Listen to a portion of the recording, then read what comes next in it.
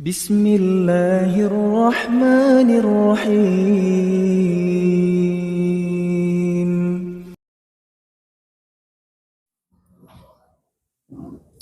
Assalamualaikum warahmatullahi wabarakatuh. Alhamdulillah allazi arsala rasulahu bil huda wa dinil haq liyudhhirahu 'ala dini kullih walau karihal musyrikun. Asyhadu an la ilaha illallah wahdahu la syarikalah wa asyhadu anna Muhammadan abduhu wa rasuluh la nabiyya ba'dah.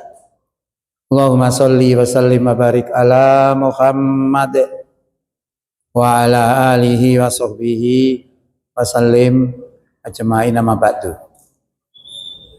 Bapak Ibu jamaah Masjid Al-Hidayah rahimakumullah. Syukur alhamdulillah di malam hari ini kita bisa hadir di Masjid Al-Hidayah ini untuk sholat maghrib berjamaah yang dilanjutkan dengan kajian Al-Islam dalam rangka menambah wawasan keislaman kita sekaligus menambah mantapnya keimanan kita. Mudah-mudahan kehadiran kita di malam hari ini diterima sebagai amal soleh di sisi Allah Subhanahu wa taala. Bapak Ibu yang kami hormati, kita sudah berada di bulan Zulqa'dah. Berarti posonya, hari rayanya sudah 1 bulan lebih. Hal yang penting adalah merealisasikan hasil puasa yang kita kerjakan selama 1 bulan itu untuk direalisasikan dalam kehidupan nyata kurang lebih 11 bulan mendatang, karena setelah itu datang lagi perintah poso. Nah ini penting. Sebab apa? Sebab orang setelah berpuasa itu biasanya kendor. Poso semangat ya. Nanti kalau sudah tidak puasa kendor. Itu sering terjadi seperti itu. Nah ini diusahakan kita supaya tetap istiqomah, tetap berada di dalam kondisi iman takwa. Karena siapa menyatakan bahwa Tuhannya adalah Allah, kemudian istiqomah, maka malaikat akan turun kepada kita sambil mengatakan jangan kamu takut. Nah, dan bergembiralah dengan surga yang Allah janjikan kepada kamu sekalian. Innalladzina qalu Rabbunallah. Sesungguhnya orang yang mengatakan bahwa Tuhan adalah Allah, sumastaqomu, kemudian istiqomah, tatanazzalul alaihimul malaikatu, malaikat akan turun, alla takhafu wa la tahzanu, sambil mengatakan jangan kamu takut dan jangan kamu bersedih. Wa basiru, dan gembirakanlah bil jannatil lati kuntum tu'adun, dan gembirakanlah dengan surga yang telah dijanjikan untuk kamu sekalian. Maka mempertahankan keimanan ini jadi penting, karena iman itu sumber kebahagiaan, sumber kebaikan di segala apa saja, termasuk kebahagiaan. Orang itu kalau tidak iman tidak akan bisa bahagia. Oh, pokoknya bahagia punya harta banyak ya bahagia, belum tentu. Itu kan pandangan orang miskin. Pandangan orang miskin melihat orang kaya itu enak. Tapi belum tentu orang kaya itu enak juga, belum tentu. Karena ujian itu juga diberikan kepada orang yang kaya, juga diberikan kepada orang yang tidak mampu. Nah ini sebagai contoh. Tahun 1930, seorang profesor bernama Profesor Reinfest, kaya, punya segalanya, punya anak, punya istri, punya harta banyak, tapi masalahnya anaknya bodoh. Nah ini malu, profesor ini malu, profesor kok anaknya bodoh. Anaknya siapa kira-kira? Kira-kira ngeten. Sekolahnya nilainya jelek-jelek. Oh, ini mungkin sekolahnya sing elek. Dipindah. Pancet. Bodoh. Pindah lagi, pancet bodoh. Lama-lama ini malu. Akhirnya jalan keluarnya apa? Jalan keluarnya adalah anak itu ditembak mati oleh bapaknya sendiri. Nah, setelah menembak ini, bapaknya juga bingung. Akhirnya bapaknya bunuh diri, menembak dirinya sendiri. Dua nyawa sekaligus. Gara-gara malu punya anak tidak pinter. Loh, persoalannya beda. Yang dihadapi beda. Tapi orang kaya tetap ada masalah. Semua ada masalah. Nah, kalau orang beriman kan beda. Orang beriman itu kalau mendapatkan sesuatu yang tidak disukai, maka bersabar.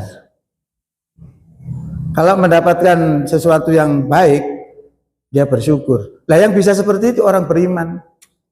Nah, ternyata Profesor Ernst tadi tidak bisa. Tidak bisa seperti itu. Maka kunci kebahagiaan sesungguhnya itu adalah kebahagiaan, adalah keimanan itu sendiri. Di dalam firman Allah disebutkan, kutiba alaikumul qital, diwajibkan atas kamu perang. Perang itu kan tidak enak ya. Sepaten-patenan. Kalau kita lihat di Palestina itu seperti itu. Perang yang terjadi sekarang luar biasa, hancur-hancuran, tidak nyaman. Itu pandangan kita. Tapi Allah mengatakan lain. Asa antakrohu syai'a wa huwa khairul lakum. Boleh jadi kamu benci kepada sesuatu padahal ia amat baik untuk kamu. Wa asa antuhibbu syai'a wa huwa syarrul lakum. Boleh jadi kamu cinta kepada sesuatu padahal ia jelek untuk kamu. Ini coba. Kalau kita hayati yang seperti ini, maka hidup kita itu kuat. Wallahu ya'lamu wa antum la ta'lamun. Allah mengetahui sedang kamu tidak mengetahui. Jadi ini merupakan pentingnya kita mempertahankan keimanan. Karena keimanan itu sumber kebaikan. Bahkan nanti yang akan masuk surga nanti ya orang beriman, orang takwa. Bukan klaim seseorang yang kelompoknya saja yang masuk surga. Itu sekarang itu banyak begitu, klaim-klaim begitu. Itu orang-orang yang mengatakan seperti itu sudah pernah terjadi zaman Rasulullah.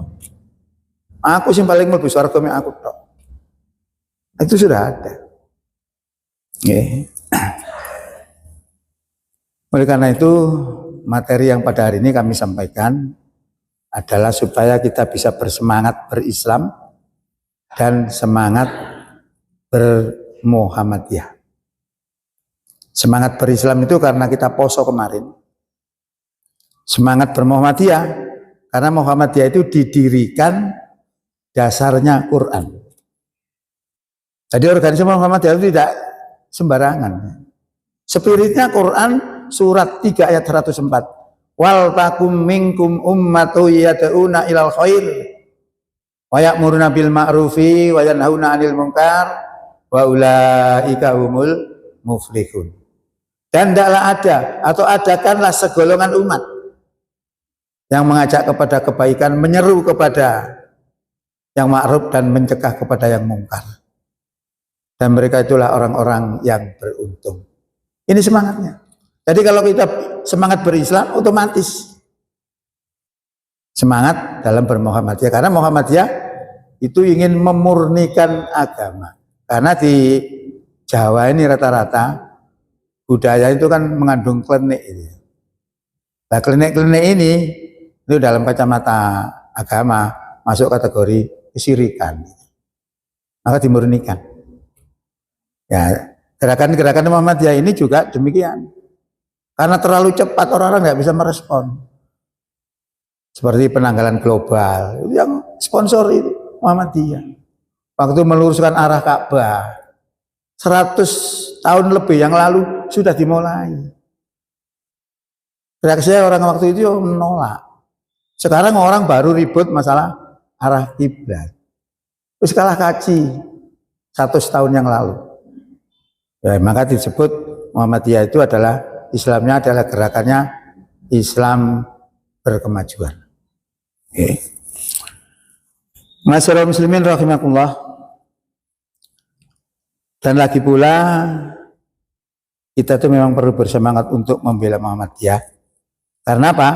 Saat ini Muhammadiyah sedang dibully. Kenapa terjadi seperti itu? Ya karena membuli itu tidak mau kembali kepada Quran dan Sunnah.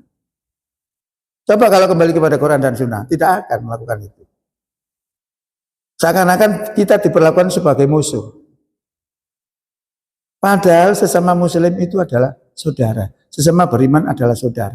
Nah mereka ikatan persaudaraannya tidak diikat dengan keimanan, tapi diikat dengan golongan. Beda jadinya. Allah sudah sampaikan, innamal mu'minuna ikhwatun fa aslihu baina akhawaikum. Nah, sesungguhnya orang beriman itu saudara, maka perbaikilah antara saudaramu itu. Ini ikatan. Coba kalau kita di negeri, di seluruh dunia ikatannya dengan keimanan, raksasa Islam itu ditakuti. Makanya orang-orang non-muslim itu tidak senang kalau melihat umat Islam bersatu, tidak senang, disusupi, dirusak, ditimbulkan permusuhan dan sebagainya. Itu yang terjadi sekarang ini.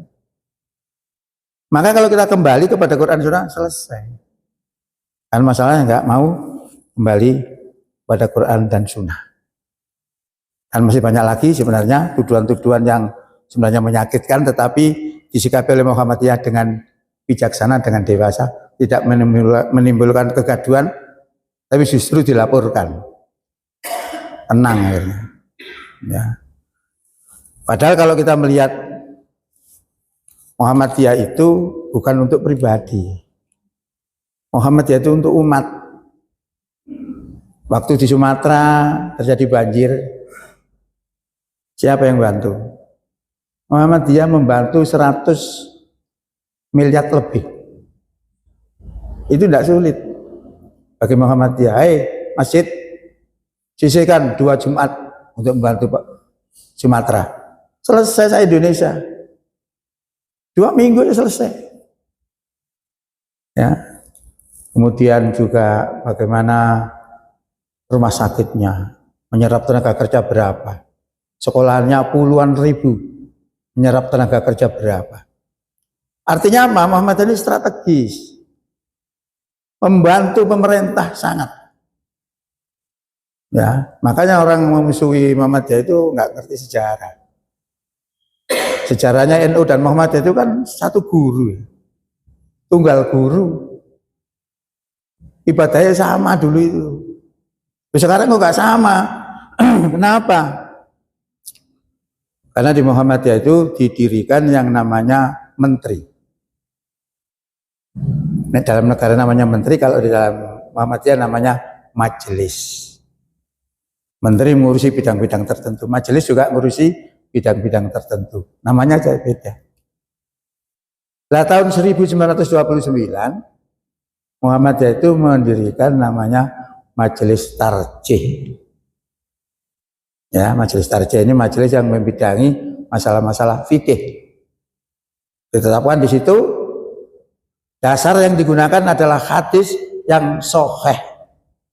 Kalau hadisnya tidak sahih tidak dipergunakan. Maka sejak itulah ibadah kita beda dengan sebelumnya.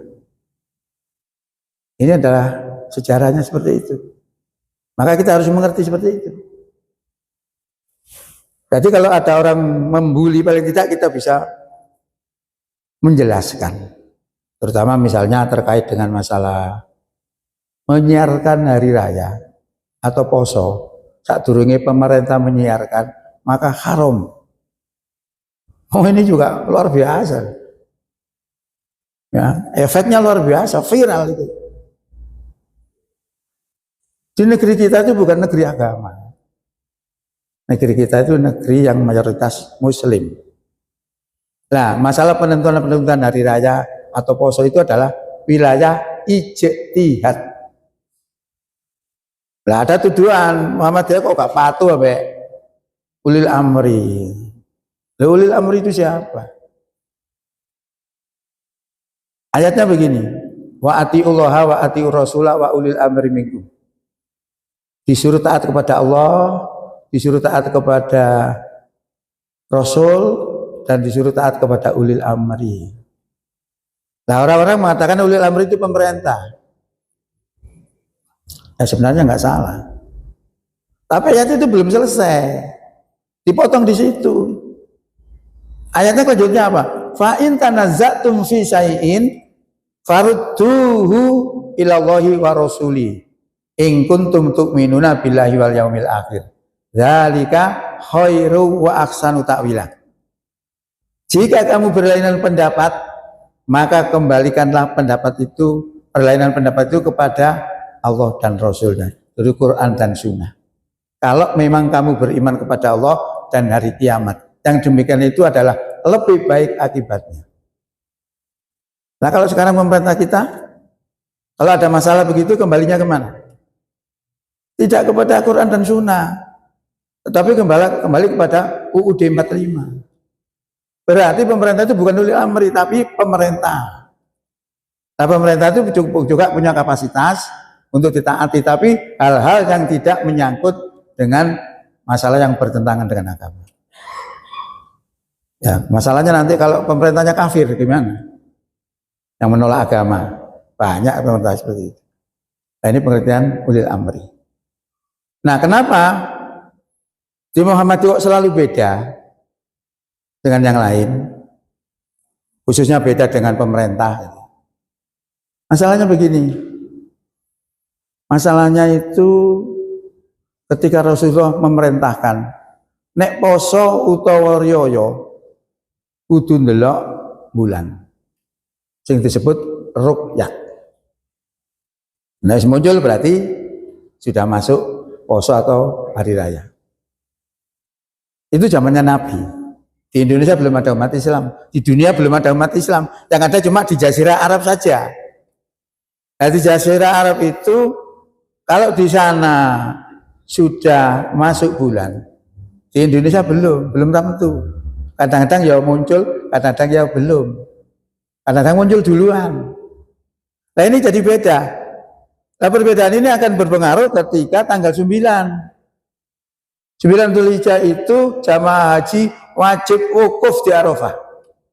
Siapa yang tidak wukuf di sana memiliki kewajiban atau kesunahan untuk puasa Arafah tanggal 9. Di sana sudah tanggal 9, di sini masih tanggal 8 misalnya. Atau sebaliknya di sini sudah tanggal 9, di Arab masih tanggal 8. Ini juga jadi masalah. Ya. Karena umat Islam sekarang sudah berada di seluruh dunia, apalagi di kutub. Di sini muncul, di kutub nanti 1 minggu kemudian baru muncul. Masalah. Nah karena masalah inilah maka Muhammadiyah mengambil satu ijtihad bagaimana mengatasi problematis seperti itu. Nah, ternyata ucapan Nabi untuk menyuruh untuk ruqyah tadi itu mengandung ilah, mengandung sebab. Sebabnya apa? Sebabnya adalah ucapan beliau sendiri mengatakan begini. Inna nahnu ummatun umiyatun la naktubu wala nahsibu. Kami ini adalah umat yang umi, tidak bisa menulis dan tidak bisa hisab. Ini latar belakangnya, makanya Nabi menyuruh untuk ruqyah. Ruqyah sekarang problematis. Nah sekarang ini orang sudah pinter-pinter hisab. Oh nanti akan terjadi gerhana, sudah ngerti kok. Terjadi gerhana hari ini, jam ini, posisinya di situ, muncul sekian menit, detik dan sebagainya, bisa dihitung itu. Ya, nah itulah latar belakang kenapa Muhammadiyah beralih kepada hisab. Nah, beralih kepada hisab ini juga atas dasar Quran. Qurannya bunyi begini. Waladzi ba'asa. Dialah Allah zat yang telah menjadikan matahari bersinar, dan dialah Allah yang telah menjadikan bulan bercahaya, lalu menetapkan manzilahnya. Manzilah itu tempat edar. Nah, tempat edar jadi sudah diketahui oleh manusia. Sudah ngerti manusia itu. Untuk apa? Lita'lamu adada sinina wal hisab. Supaya kamu bisa menghitung tahun dan bisa melakukan hisab. Jadi dari hadis kepada Quran. Karena ada problematis seperti itu. Dan ucapan Nabi menyuruh untuk roya tadi karena mengandung ilat. Sehingga sebelumnya ada orang menuduh Muhammadiyah. Kalau begitu Muhammadiyah itu bid'ah. Karena tidak pernah dilakukan oleh Nabi. Yang tidak dilakukan Nabi, saya belangkonan ini ya bid'ah. Nabi tidak pernah belangkonan. Sarungannya tidak pernah. Kalau yang kayak gamis, sorban. Kita nggak meniru kok. Jadi pengertian bid'ah juga repot. Ya. Nah itu latar belakang kenapa Muhammadiyah beralih kepada hisab. Nah di pemerintahan itu menggunakan dua. Yang disebut imkanur ru'yat. Imkanur ru'yat itu penggabungan antara hisab dan ru'yat. Hisab sudah dihitung. Tapi harus dibuktikan dengan ru'yat. Di pemerintah. Tapi ada tapinya. Walaupun orang itu sudah melihat bulan, kalau bulannya di bawah 3 derajat, maka tidak diakui sebagai melihat bulan. Padahal secara ilmiah, secara pengetahuan, ketika bulan sudah muncul, itu berarti sudah berganti tanggal dan bulan. Walaupun itu tidak sampai 3 derajat. Ini menyebabkan jadi beda. Dari mana angka 3 derajat itu? Apakah itu Quran, apakah hadis? Itu bukan Quran dan bukan hadis. Itu adalah sebuah kesepakatan saja. Inilah yang menyebabkan jadi beda. Jadi kita harus ngerti kenapa terjadi perbedaan itu seperti itu. Maka Muhammadiyah tetap berpegang pada pendapatnya berdasarkan keilmuan, yaitu menggunakan hisab wujudul hilal. Dan sekarang justru akan merencanakan penanggalan dunia itu, dunia itu sama. Kenapa tidak bisa? Nah, orang Kristen itu menjadikan tanggal 25 hari kelahirannya Yesus Kristus, dunia sama kok. Maksudnya kita nggak bisa. Wah, angel. Nah, seharusnya harus bisa. Oke, itu terkait latar belakang kenapa kita jadi beda. Bapak Ibu yang kami hormati, kemudian mari kita lihat bagaimana orang-orang membuli Muhammadiyah. Bahkan mengatakan orang-orang itu tidak akan bisa masuk surga kecuali kelompoknya. Saya nggak nyebut ya. Wah, ini luar biasa ini. Kecuali kelompoknya dia. Kalau ada orang lain masuk surga itu karena ditolong oleh kelompok itu. Itu katanya. Bahkan ada lagi yang mengatakan bahwa orang-orang kafir juga nanti masuk surga. Jadi ingin melbu swarga, gak perlu melbu Islam. Ini luar biasa loh. Walaupun yang ngomong dokter, tapi kalau tidak menggunakan dalil, diragukan. Karena agama itu menggunakan dalil. Rasulullah sudah berpesan, taraktu fikum amro ini. Aku tinggalkan kepada kamu 2 perkara, ma intamassatum bihima lan tadillu abada. Jika kamu berpegang pada keduanya, lan tadillu abada. Lan itu menunjukkan sekali-kali tidak akan kamu tersesat selama-lamanya. Jadi kalau menggunakan Quran dan Sunnah, kita tidak akan tersesat selama-lamanya. Lah orang-orang berfatwa seperti itu tadi tidak menggunakan dalil. Akhirnya pendengarnya juga jadi bodoh. Karena nggak ngerti, nggak ada dalilnya. Jadi katanya dalil nggak iso, pelunga-pelungu.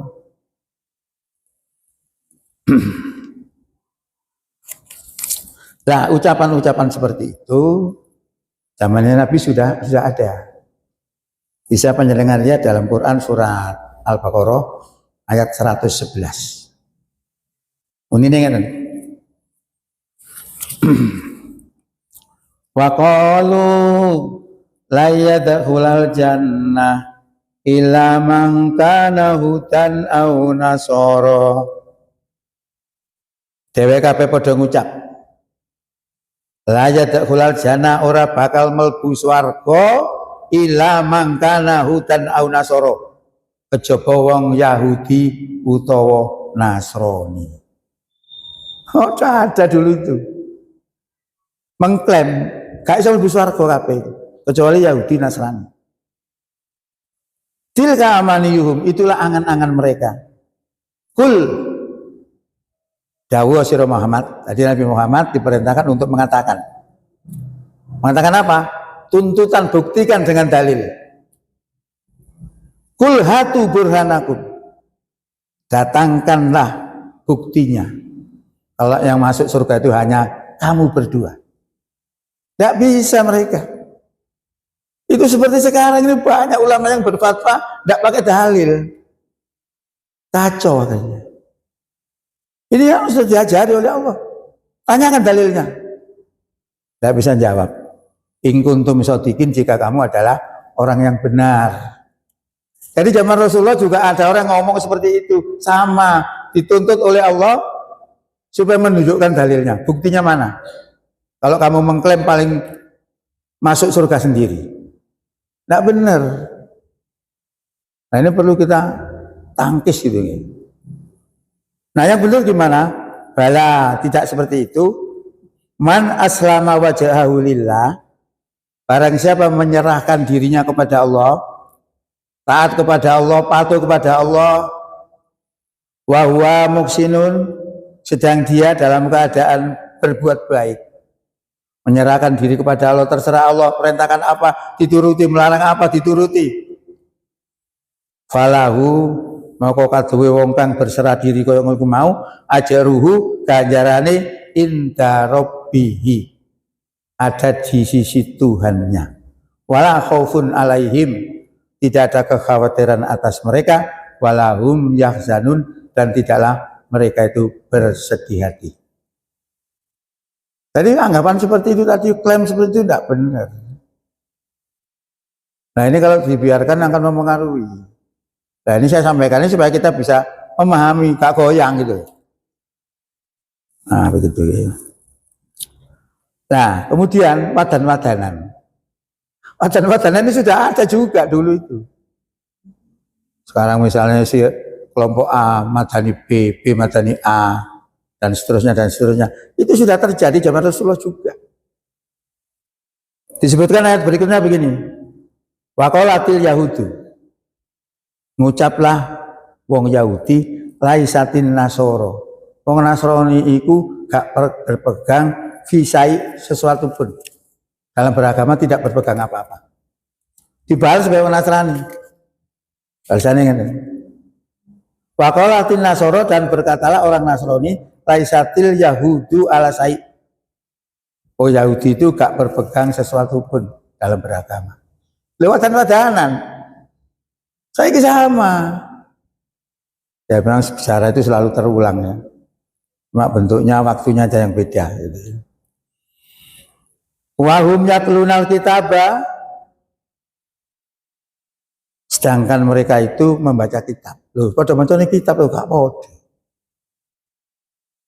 Zaman dulu sudah ada. Sekarang teman-teman, kadzalika kaya kang mengkono iku, qala ladzina, ucapane wong kang layak lamuna orang ngerti, misla qaulihim kaya dene ucapane dheweke kabeh.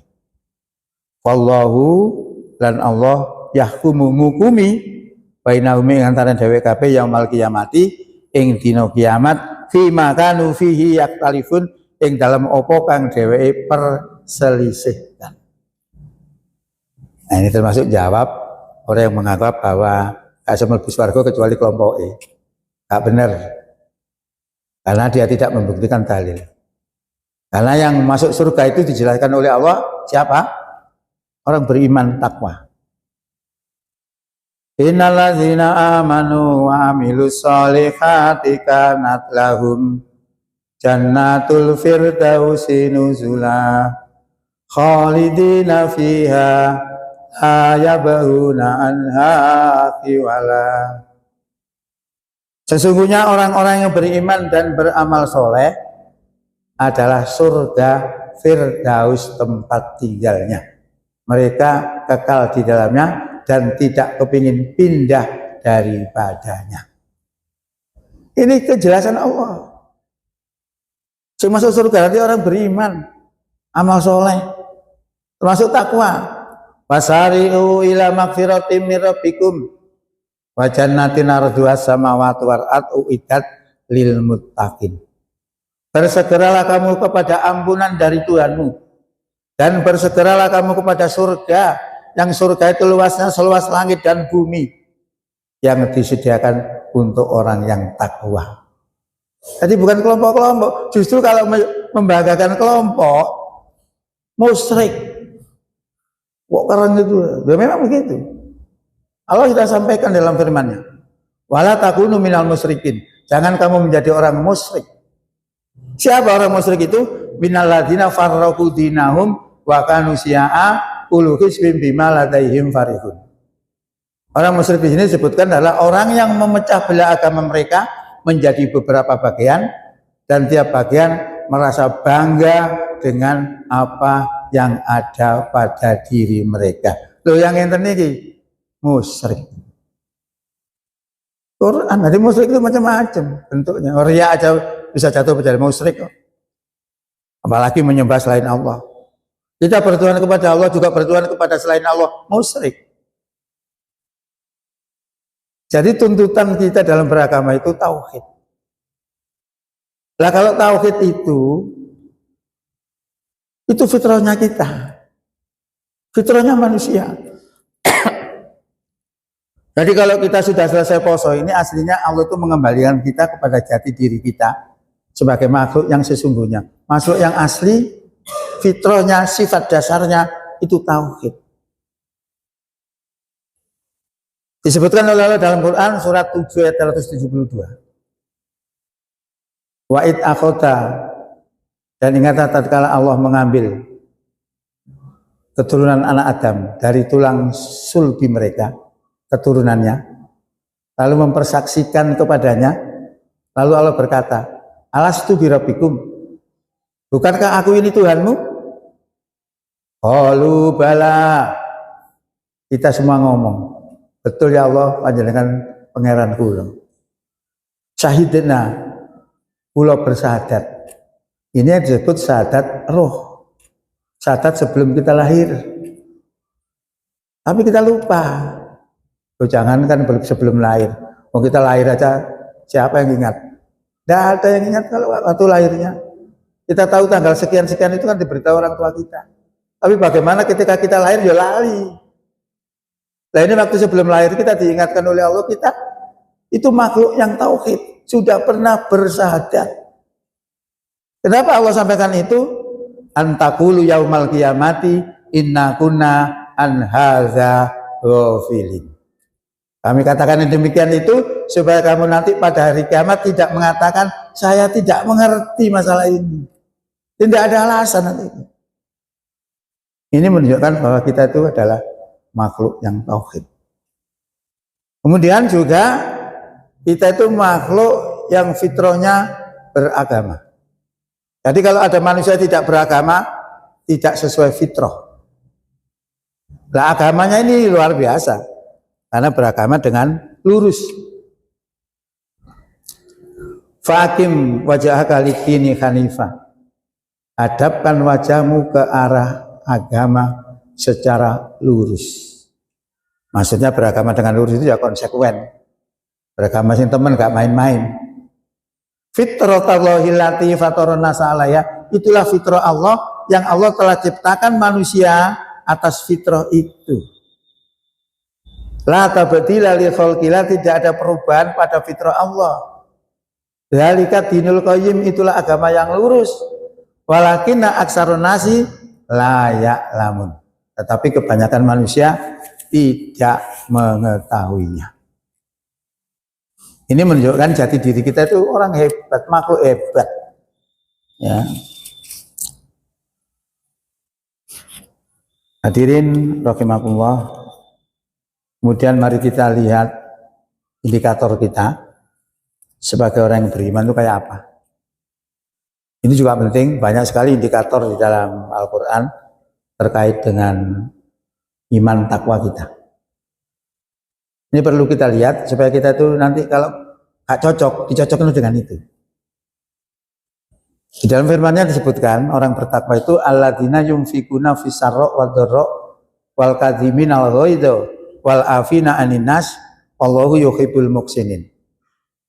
Orang yang beriman itu, orang takwa itu adalah orang yang dermawan, menafkahkan hartanya baik dalam keadaan sempit ataupun dalam keadaan lapang. Dermawan. Anak-anak aku gimana tuh melewaki gak cocok gitu. Nah, maka kita paksakan supaya kita bisa mengeluarkan sedekah itu. Karena sedekah itu luar biasa. Sedekah itu tolak bala. Kita kenal namanya kodok. Kita kenal namanya takdir. Takdir itu sesuatu yang sudah terjadi. Kalau kodok belum. Kalau kodok kita kemudian jelek, kemudian kita sering bersedekah, 70 balak jelek akan tertahan. Rasulullah mengatakan as-shadaqatu tamnauna habauna minal bala. Sedekah itu bisa menahan 70 bala. Jadi ciri orang beriman itu begitu. Dan dia tidak berat untuk melaksanakan itu karena dia yakin ketika dia keluarkan fisabilillah untuk jalan Allah, maka Allah akan mengganti. Maka kalau kita lihat di sejarah di Masjid Al-Falah, Seragen itu operasionalnya itu ratusan juta. Dan tidak pernah tutup masjidnya. Bahkan tamu-tamu disediakan tempat tidur. Jamaah-jamaah itu diberi makan. Makanannya nggak main-main. Sekali suguhan ini saya lihat itu kurang lebih 1 juta ada. Neping telung juta. Nek saulan 90 juta. Itu pengeluaran. Belum pegawai-pegawainya. Belum imamnya. Imamnya ada bayarannya 5 juta. Wah, tapi tidak pernah kesro. Selalu cukup. Karena dia menggunakan manajemen itu tadi. Manajemen langit terkait dengan sedekah. Sehingga adalah salah satu jamaah itu yang berdonatur itu 1 bulannya 18 juta. Seorang pengusaha. Ternyata pengusaha usahanya ini tidak semakin hancur tapi semakin naik menjadi 400%. Manajemen langit sedekah. Tamirnya juga begitu, anaknya sakit yang harus dioperasi. Waktu itu belum ada BPJS ya. Kemudian ditetapkan hari operasinya. Kemudian dia menggunakan jurus manajemen langit tadi. Dia beli beras 1 karung. Lalu diberikan kepada PAJ, Panti Asuhan Yatim. Ternyata waktu hari H untuk operasi, anak ini sudah sembuh, gak sudah operasi. Ini adalah pengaruh daripada sedekah itu tadi. Nah itu ciri-ciri orang beriman. Yang kemudian adalah yang lainnya adalah bisa menahan marah. Sudah bisa ini. Ya. Kemudian juga saling memaafkan. Maka orang-orang nek riyo atau saling memaafkan itu sebenarnya mengeterapkan indikator ini. Diadakan apa namanya itu halal bihalal. Halal bihalal itu sebenarnya juga bukan ajaran Islam. Itu budaya Indonesia. Tapi substansinya karena saling memaafkan ya tidak masalah karena budaya itu bisa dilakukan selama tidak melanggar syariat. Itu bisa dilakukan. Ya kemudian kalau orang bertakwa itu melakukan kesalahan, maka dia ingat kepada Allah dan memohon ampun kepadanya dan tidak meneruskan apa yang mereka perbuat sedang mereka ngerti. Ya ini karena gak cukup waktunya. Sebenarnya ini karek gonggongnya kayak aja nih. Ya karena gak cukup sehingga itulah yang bisa kami sampaikan. Mari di bulan-bulan berikutnya ini kita pertahankan keimanan kita dan ketakwaan kita tetap istiqomah supaya kita mendapatkan kebaikan di dalamnya. Dan kita wujudkan dalam bentuk amalan yang baik sampai kurang lebih poso datang lagi. Mudah-mudahan manfaat. Bila taufik wal hidayah. Assalamualaikum warahmatullahi wabarakatuh.